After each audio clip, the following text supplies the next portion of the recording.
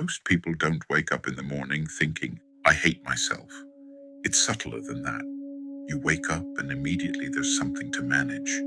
Your body, your energy, your mood, your schedule, your productivity, your diet, your tone, your thoughts, your impulses, your spirituality. Before the day even begins, you are already adjusting yourself, already correcting yourself, already thinking about what needs to be better.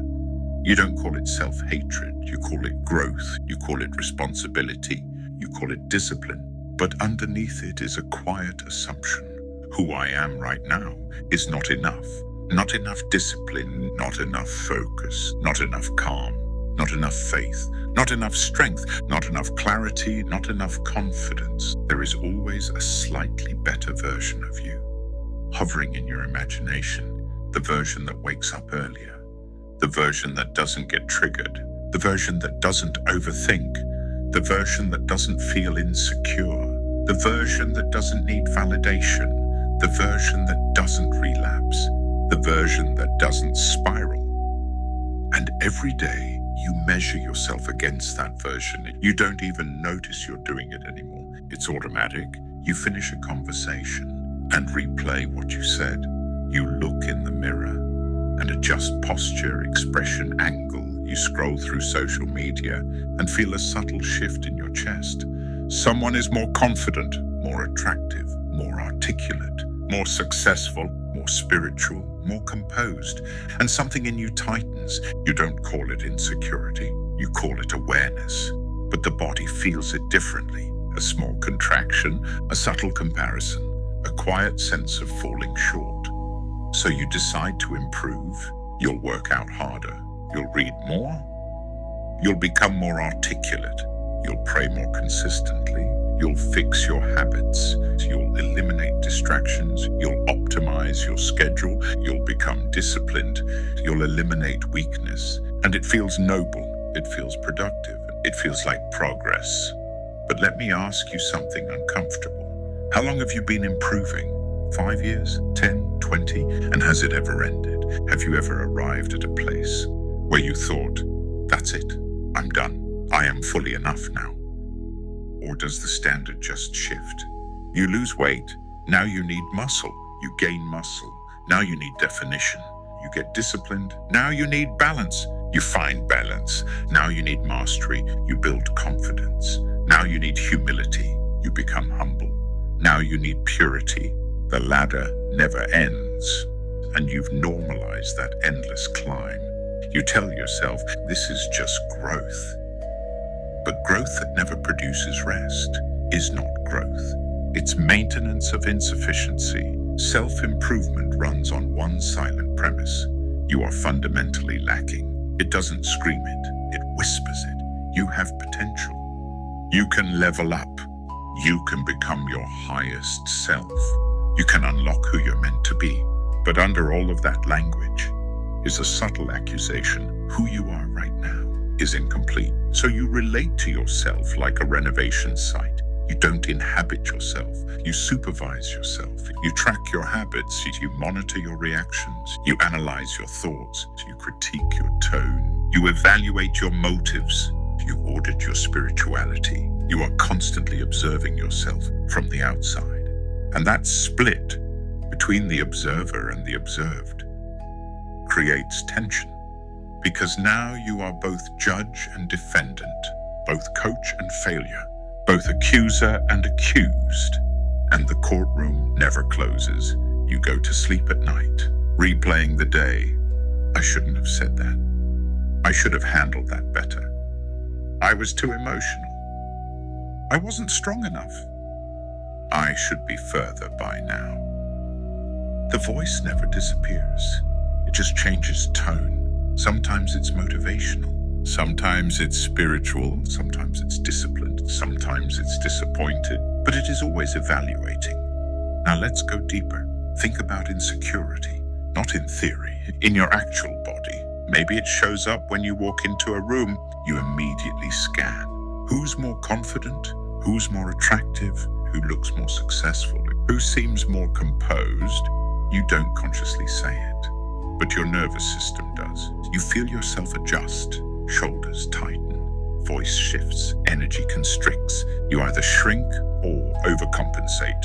Maybe you talk more than usual, maybe you talk less, maybe you try to be funny, maybe you try to be invisible, maybe you try to appear detached, maybe you try to appear unbothered. All of it is strategy, and underneath the strategy is a belief. I am not enough in this room. But where did that belief come from? Who defined enough? Who defined attractive? Who defined successful? Who defined confident? Who defined spiritually mature? Who defined masculine? Who defined feminine? Who defined valuable? You absorbed standards before you ever questioned them. As a child, you noticed who got attention. You noticed who got praised. You noticed who got overlooked. You noticed who was mocked. Maybe you were compared. Maybe you were told you were too much or not enough, too loud, too quiet, too sensitive, too slow, too awkward and too emotional, too intense. And you built an internal map, a hierarchy. You learned where you stood. And once you believe you are lower in rank, you begin behaving like it. You avoid risk. You avoid exposure. You avoid vulnerability. You overwork. You overachieve. You hide. You numb. You distract. The insecurity feeds behavior. The behavior reinforces insecurity. Then self-improvement steps in and says, fix it. So you try to eliminate insecurity. You try to eliminate weakness. You try to eliminate anxiety. You try to eliminate shame. You try to eliminate lack. But here's the paradox. The one trying to eliminate insecurity is still afraid of insecurity. You haven't transcended it. You've just declared war on it. And anything you are at war with still controls you. Now watch what happens when religion enters. The stakes get higher. You're not just insecure, you're prideful. You're not just anxious. You lack faith. You're not just struggling. You're not surrendered enough. Now self-improvement becomes moral. Now weakness is not just inconvenient, it's sinful. Now you don't just feel behind, you feel guilty. And guilt fuels more effort, more prayer, more discipline, more self-analysis, more confession, more correction. You say you're dying to yourself, but you're still monitoring the death, still grading your humility, still measuring your progress, still asking, am I becoming who I'm supposed to be? As long as you are measuring, control is still alive.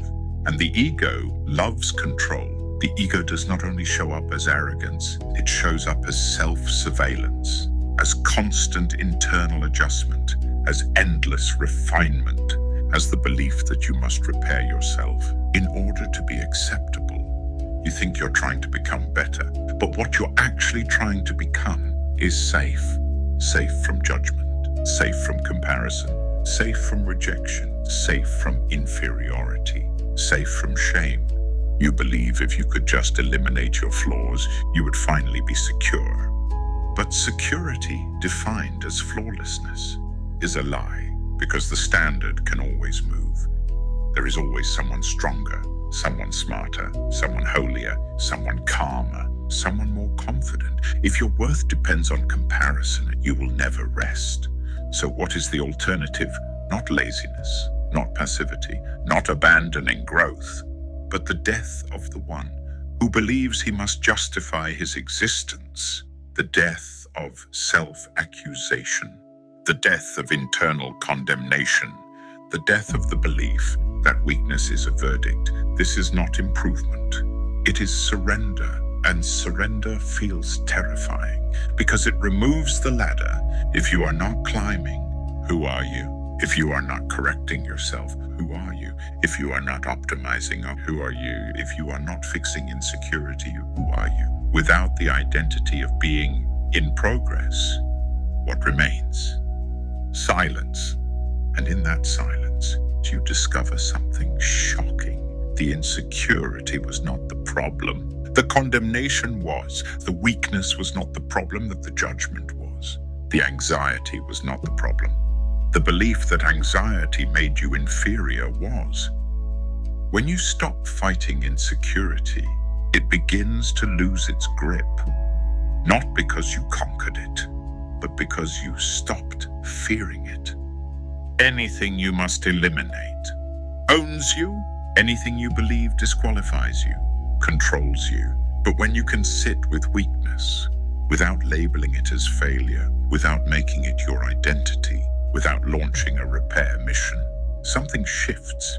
You are no longer divided against yourself. You are no longer at war internally. You don't hate yourself. You just think you're trying to improve. And maybe the reason improvement never ends is because it was never the solution. Sit with that. Don't fix it. We'll go deeper next time.